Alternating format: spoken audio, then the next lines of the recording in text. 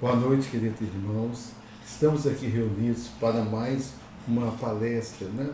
Um bate-papo entre nós e agradecemos, em primeiro lugar, a presença de todos que aqui estão e de todos que chegarão também. E com isso, vamos dar início à nossa doutrinária do dia 21 de 5 de 2021.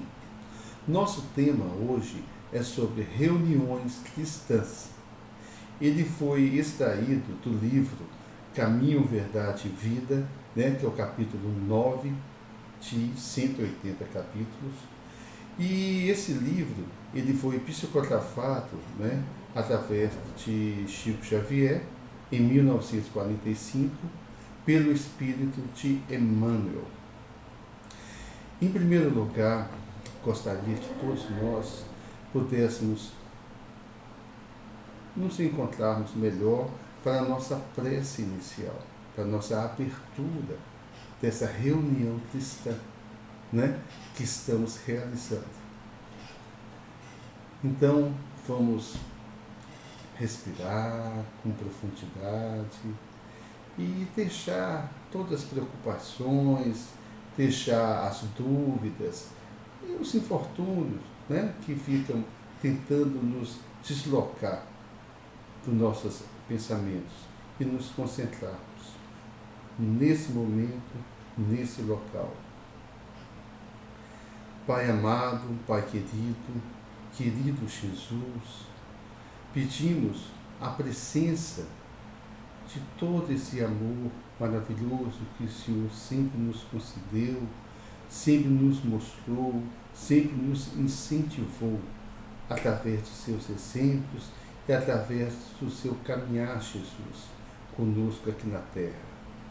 Mestre, nos auxilie nessa doutrinária para que a gente possa realmente expor um pouquinho do conhecimento, que a gente possa expor todo o necessário do nosso engrandecimento, tanto de nosso espírito, nossa alma, e quanto do nosso caminhar aqui nesse momento, Senhor. Muito obrigado. Pedimos sempre a paz, Senhor. Que a paz real esteja com todos nós. Que assim seja, Jesus. Que assim seja.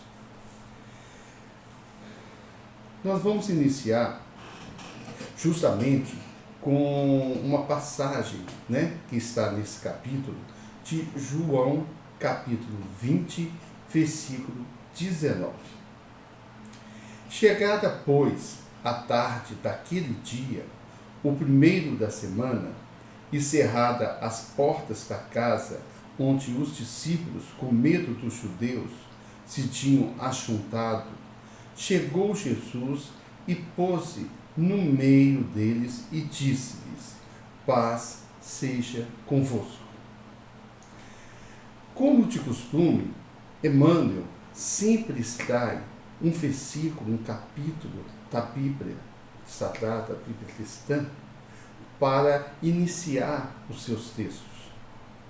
Nesse texto, né, nesse versículo, ele nos fala justamente do movimento dos apóstolos no período pós-crucificação. E todo esse capítulo vai falar da ressurreição, do aparecimento de Jesus para, primeiramente, Maria Madalena, e, nesse caso, para os apóstolos. E esses apóstolos ainda se encontravam, nesse período, com muito medo, amedrontados, né, devido a tanta repercussão que foi acometida pela crucificação, medo, né, de, como seguidores do Cristo, sofrerem também essas injúrias.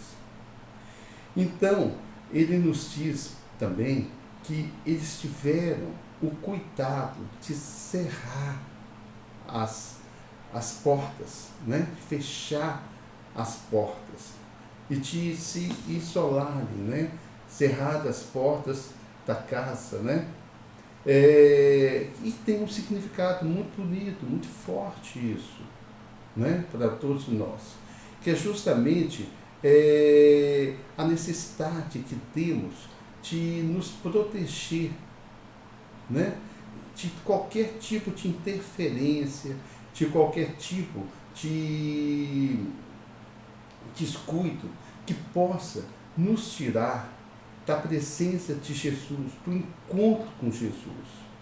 Então, esse cerrar a porta significa justamente nos fecharmos o mundo exterior e deixar que esse mundo interior aflore para que possamos ter um contato com essa espiritualidade maior, para que a gente possa realmente encontrar essa paz que Jesus tanto nos ensinou. E sabermos, né, como Jesus sempre nos diz, né, e o que aconteceu justamente nesse momento, tá, que a passagem dele em Mateus, né, capítulo 18, versículo 20, quando ele nos fala, né, que ele sempre estará onde 2 ou mais pessoas estiverem reunidas em seu nome. Nós vamos então, né, iniciar o nosso texto, tá? A primeira passagem. Então Emmanuel começa justamente nesse ponto. Desde o dia da ressurreição gloriosa do Cristo, a humanidade terrena foi considerada digna das relações com a espiritualidade. Né? Que bacana isso aí. Né? Então, assim, a humanidade ela foi considerada digna através da ressurreição gloriosa do Cristo, com as relações com as espiritualidades. Então, esse texto ele nos diz a passagem do Cristo na Terra, ressuscitado ao terceiro dia, né, após o seu martírio na cruz. Essa humanidade ela foi considerada apta, digna, madura para realizar as relações com a espiritualidade. É como se a humanidade passasse da fase infantil para uma fase mais adulta, ou até juvenil, né? Porque adulto é difícil ainda estarmos, né? Juvenil, né? Mas assim, podendo novamente, né, ter posse das relações com o mundo invisível, com a espiritualidade, e assim exercer o intercâmbio com os espíritos que se encontram em outros planos, né? Numa relação de respeito e maturidade espiritual. Vamos continuar aqui. O Deuteronômio proibira terminantemente o intercâmbio com os que houvessem partido pela porta da sepultura, em vista da necessidade de afastar a mente humana de cogitações prematuras.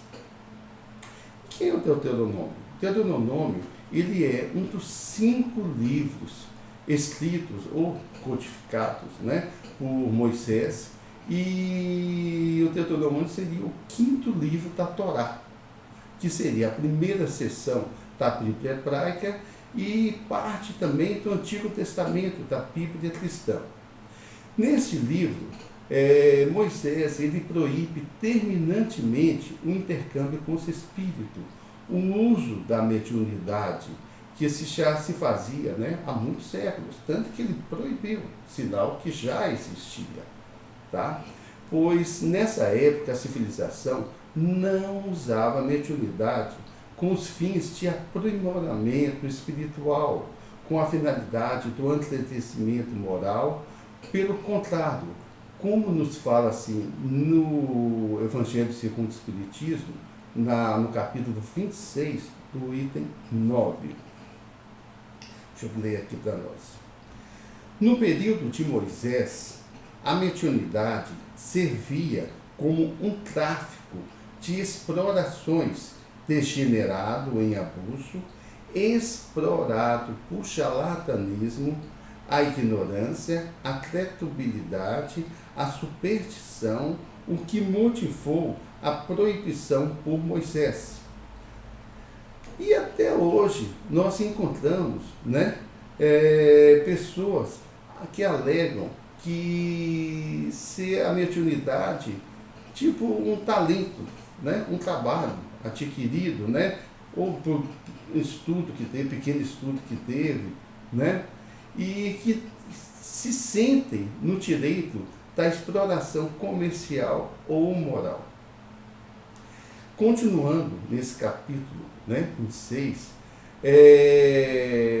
então, assim, diz que o espiritismo, né, moderno, né, o espiritismo atual, compreendendo, né, esse lado sério da mediunidade, né, pelo estético que lançou sobre essa exploração comercial, né, elevou a mediunidade, então, à categoria de ser uma missão humana. É bem diferente, né, essa missão, né? A missão dada ao ser humano.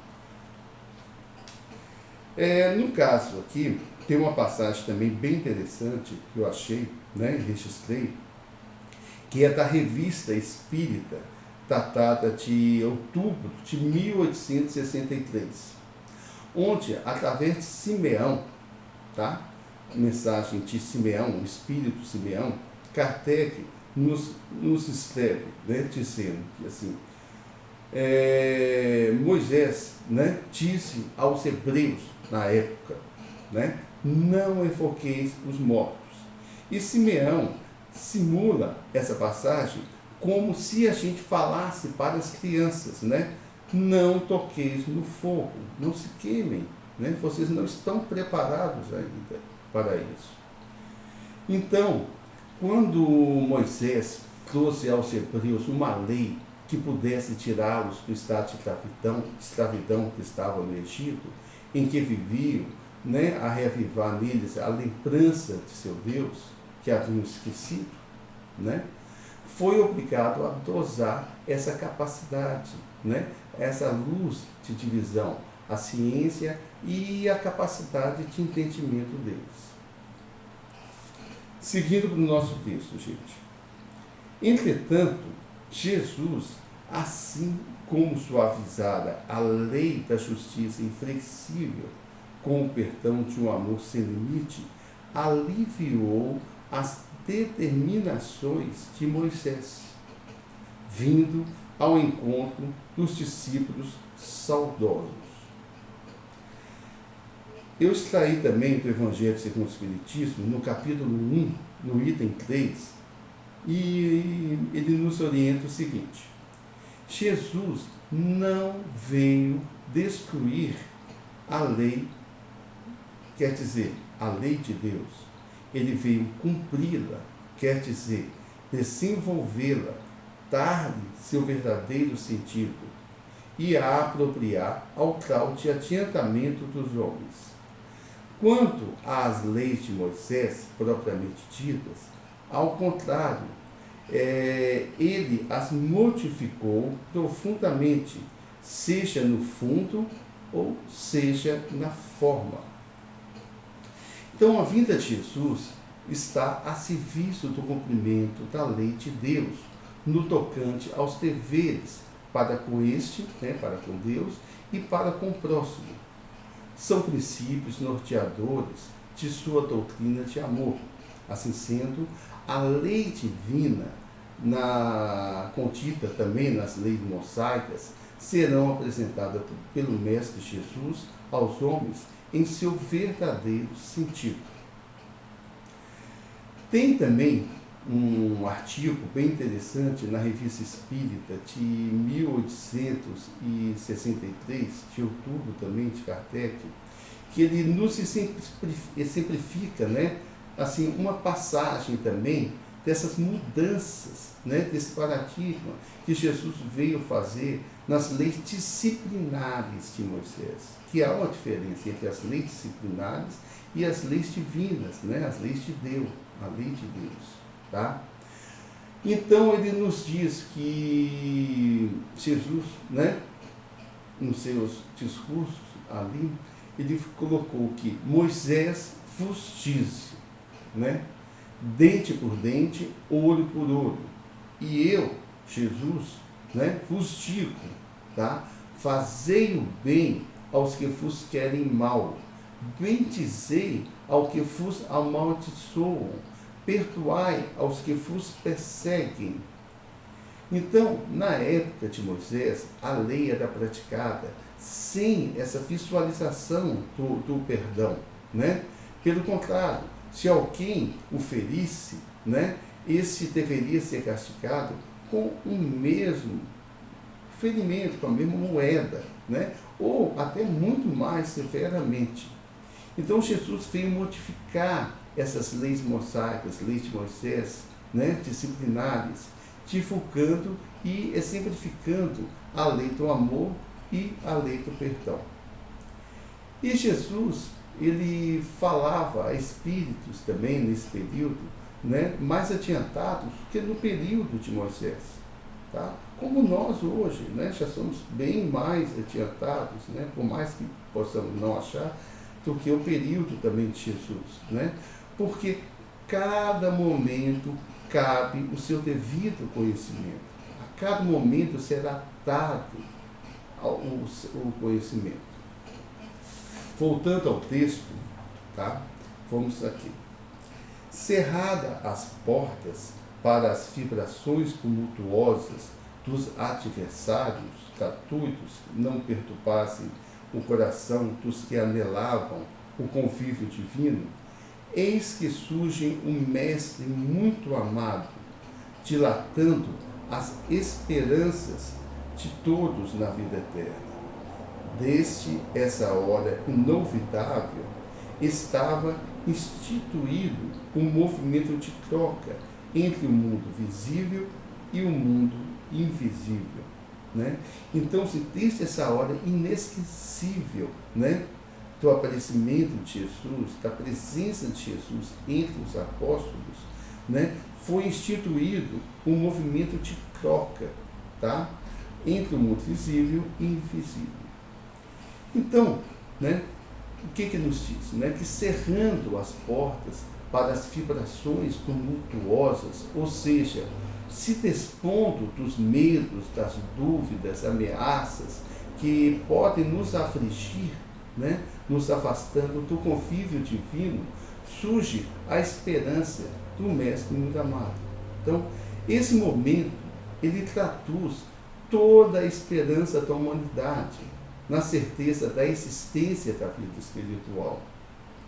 A partir da aparição do Mestre Jesus aos seus discípulos, pelo fenômeno mediúnico da materialização, tá? Jesus não chegou carne, osso, não havia necessidade. Então, ele usou justamente a mediunidade, né? Através da materialização do seu espírito. E se deixou ser tocado, ele falou, né? E se colocou entre os presentes. Tá? Ele dilata nessa atitude, né, as esperanças de todos na vida eterna. Se comprova aí todo o movimento de troca entre o mundo visível e invisível, né, desmistificando e comprovando a imortalidade do espírito como uma criatura de Deus e elaborado para ser um ser infinito de vontade e perfeito, através de suas sucessivas reencarnações. A morte se torna, nesse momento, apenas uma passagem através do túmulo para a verdadeira morada espiritual. O texto segue dizendo: a família cristã, em seus vários departamentos, jamais passaria sem o doce alimento de suas reuniões carinhosas e íntimas. Desde então, os discípulos se reuniriam tanto nos cenáculos de Jerusalém como nas catacumbas de Roma. E, nos tempos modernos, a essência mais profunda dessas assembleias é sempre a mesma, seja nas igrejas católicas, nos templos protestantes ou nos centros espíritas. Importante isso, né?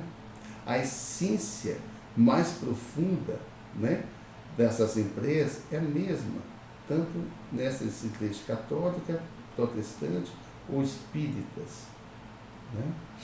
Então, o cristianismo, né, primitivo primórdios, né? Ele sempre persistiu e realizou essas reuniões cristãs em nome do Cristo querido, amado, né? Seja nos cenáculos, né? Nas lojas, né? Nos quartos em Jerusalém, ou nas catacumbas em Roma, né? Independente dos perigos e das ameaças que sofriam. É um costume, desde a origem do cristianismo, essas reuniões.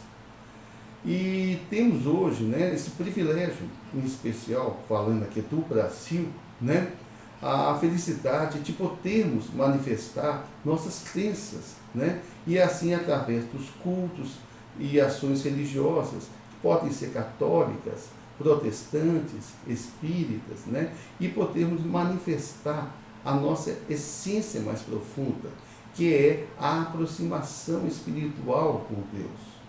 É receber esses frutos espirituais com Deus, né?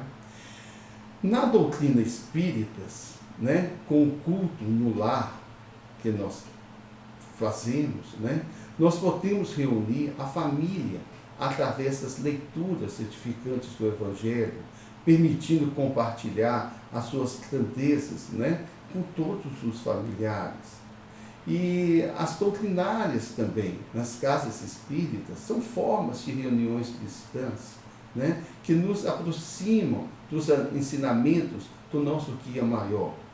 As ações sociais nos centros, através de suas oficinas de estudos, né, das capacitações e das distribuições das cestas básicas de alimento, os encontros com as equipes de manutenção e limpeza das nossas casas espíritas, né? As oficinas, como os corais, que são reuniões cristãs para louvores, né, que nós temos, né? As equipes de distribuição das sopas são pessoas que se reúnem, né? São todas, enfim, todos assim, são encontros, né, de pessoas que buscam a atitude de ajudar através do amor pelo próximo. São exemplos, né, de todos eles de reuniões cristãs. E Jesus sempre nos incentivou, realçando, né, que quando duas ou mais pessoas estiverem reunidas em seu nome, ele também estaria. É o nosso objetivo, né, nossa essência de procura até. Para isso, se torna fundamental que também sejamos, né, agentes de Cristo em nossas casas, vivenciando esses encontros com nossos familiares, seja nos cultos nos lares, seja no orar com os filhos, né? O anoitecer, o poder levar o filho para a cama, cumprir, e ali sim confessar de Deus, fazer oração do anjo da guarda, a primeira oração que a gente até aprendeu, e a gente pode incentivar esse início de essa reunião cristã com nossos filhos pequenos, incentivando, ensinando realmente, né? Então, assim, é importante, né, a gente ensinar a agradecer o lar que temos para morar, o alimento que nos sustenta durante todo o dia, a saúde, né, que nos permite contemplar as belezas da vida e todas as maravilhas que nos cercam e nos tornam, né, aptos para viver nesse amor do nosso guia maior, que é Jesus. O texto, ele finaliza, né, com a seguinte parágrafo: o objetivo é um só: procurar a influenciação dos planos superiores, com a diferença de que, nos ambientes espiritistas, a alma pode saciar-se com mais abundância em voo mais alto, por se conservar afastada de certos prejuízos do dogmatismo e do sacerdócio organizado. Então, nos ambientes espiritistas, a alma pode saciar-se com mais abundâncias em voos mais altos. Então, especificamente, né, esse parágrafo, vamos falar da nossa doutrina espírita, né? Dessa liberdade que nós temos, entende? Então, nós temos na doutrina espírita a codificação através do Pentateuco, os 5 livros básicos nossos, né? E principalmente com o livro dos médiuns, que é onde buscamos todos os ensinamentos e educação para o entendimento desse intercâmbio entre o mundo visível e entre o mundo invisível. E o Espiritismo também nos fala com clareza que a vida continua e ela é infinita a partir da sua criação pelo Criador, por Deus, e não é interrompida nem um minuto sequer, né? Então, a partir da nossa essência, né, ali, nós nos tornamos infinitos, eternos, sempre em evolução. E numa casa espírita, essa compreensão das influências espirituais se dá de uma forma mais natural e sem nenhum obstáculo, né, sem um dogmatismo, sem nenhum obstáculo realmente, né, para esse seu entendimento e prática. Nós sabemos que muitas vezes nas nossas reuniões mediúnicas surge, né, aquele irmão, né, que carrega em si ainda suas carências, suas dificuldades, suas dúvidas, suas cóleras, né, suas requisitos ainda de vinganças, né? Então, justamente, né, através da nossa ajuda, né, e da compreensão que nós temos desse mundo invisível, do estudo, né, nós poderemos, né, ajudar a esse irmão, tá, nesse adiantamento espiritual. E também, muitas vezes, ocorre em outras religiões, né, uma comparação, essas manifestações desses irmãos encolerizados que chegam xingando, que chegam batendo na mesa, né, e são vistos, né, como demônios, né, são vistos como uma coisa que não é de Deus, né, e somos todos partes de Deus, estando nesse plano ou estando no plano invisível, né?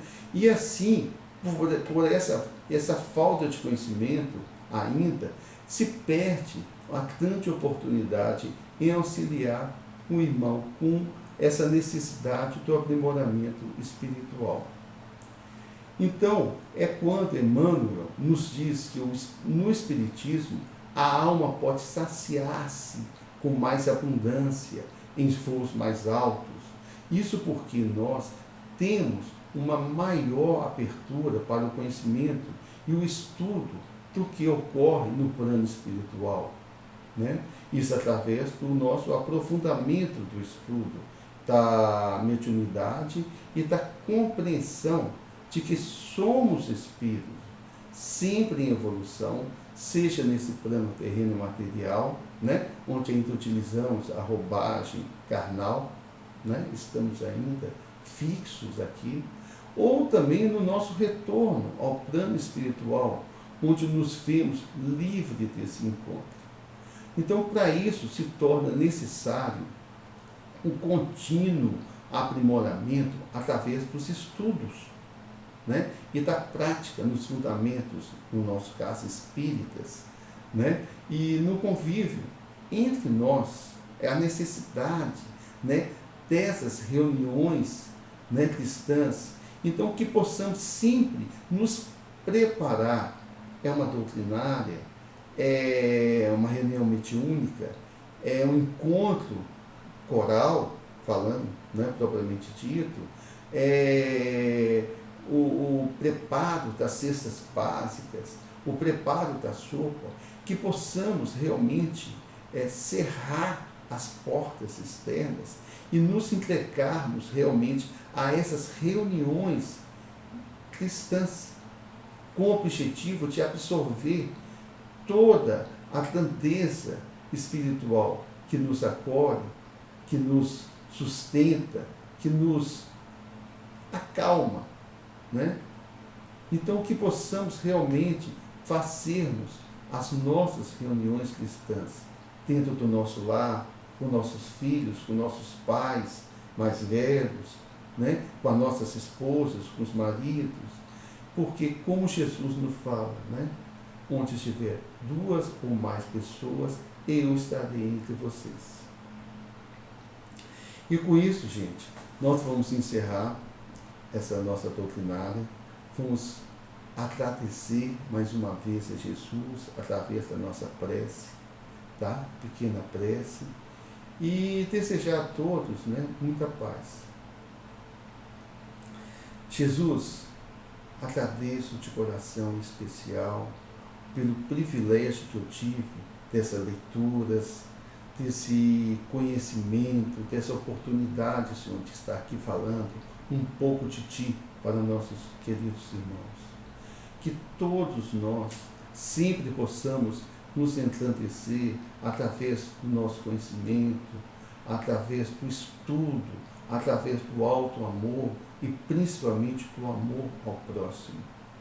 Que possamos fazer cada dia mais reuniões verdadeiramente cristãs, Senhor, com o objetivo de aprendizado, de seus exemplos, de sua vivência, e que possamos, Senhor, crescer espiritualmente, que possamos realmente vivificar toda a vida que o Senhor nos deixou, toda essa herança maravilhosa, Senhor, que o Senhor nos proporciona dia após dias, através do presente da vida, através das oportunidades, Senhor, que nós temos pelo trabalho, pelas dificuldades, pelas alegrias, enfim, Senhor, pelo mistério maravilhoso que é a vida, que possamos vivê-la sempre no sentido